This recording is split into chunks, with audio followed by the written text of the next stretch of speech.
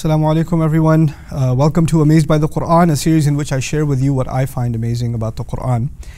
In today's example, or hopefully a few examples, what I want to talk to you about is different kinds of plurals in the Arabic language. It's a nerdy grammatical thing, but it's actually pretty cool. In English, you have book or you have books, right? So you have a singular or you have a plural. The Arabic language is more complex than that. So you can have something singular, you can have something dual, referring to two things. But when it comes to the plural, they actually have different ranks of plurals. So you have like a normal plural and you have like a super awesome plural, jam'u kathra. So they have a way of saying, in some cases, not for every word, but for some cases, they may have a way of saying books, and they may have one word for saying lots and lots of books. We have to add multiple adjectives to that in English, right? But they could just do it through jam'u kathra. A word like that in the Arabic language is ni'ma. Ni'ma means blessing. And one of its plurals is just a regular plural, an'um, and actually you can even consider it a weaker plural. It would probably appropriately be translated as the few blessings. So I'm saying the few in English, an'um, but that's actually embedded in the meaning of the word in the Arabic language. And another plural exists for the word blessing, ni'am, which is jam'u kathra, which would then mean many, many blessings. So an'um is a few blessings and ni'am is many, many blessings. You don't have to keep up with the Arabic for the purpose of this example. Just the idea that some plurals are weak and some plurals are strong. The tragedy again of translation is that when these two words, the plurals occur once each in the Quran, and they're translated as blessings, right? So one time Allah used the weaker and the other time Allah used the stronger, and yet both times the translation says blessings. It actually doesn't distinguish between the stronger plural and the weaker plural, right? So I wanted to highlight to you, when did Allah use the stronger plural and when did Allah use the weaker plural, because I wanted to highlight how precise, how laser precise the language of the Quran is, how much it takes into consideration context and what's being said and what the perfect fit for that particular context will be. Allah talks about Himself. And He says, وَأَسْبَغَ عَلَيْكُمْ نِعَمَهُ ظَاهِرَةً وَبَاطِنًا. He unleashed onto you His blessings.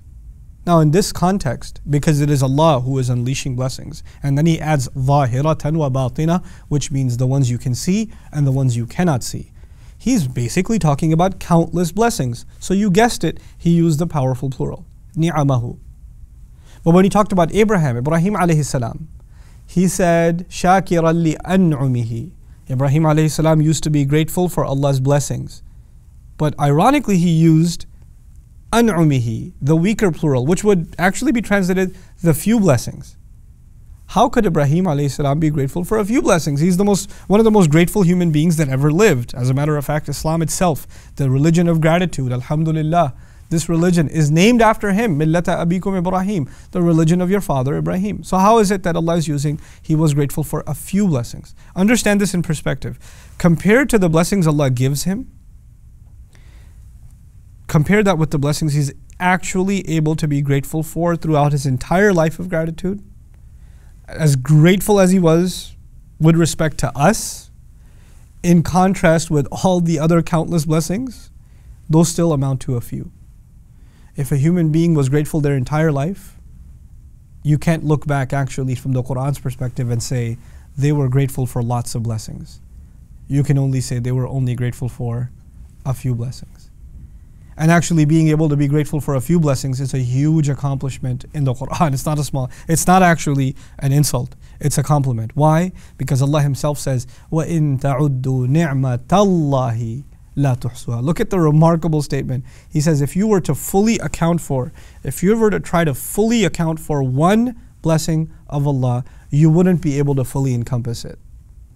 You cannot fully grasp one blessing. That's what He says to all of humanity.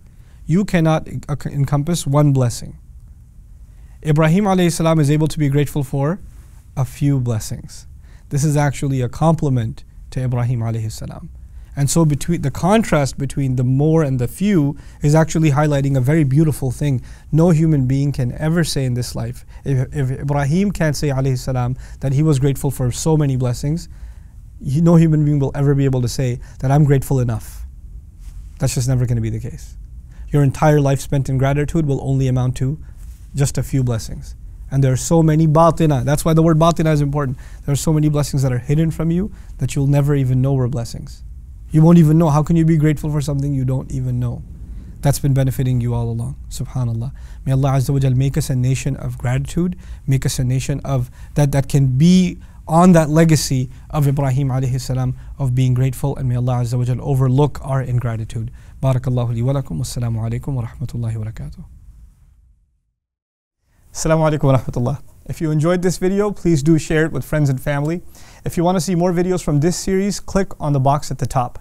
If you want to see other videos, click on the box at the bottom. And don't forget to hit the subscribe button. Thanks.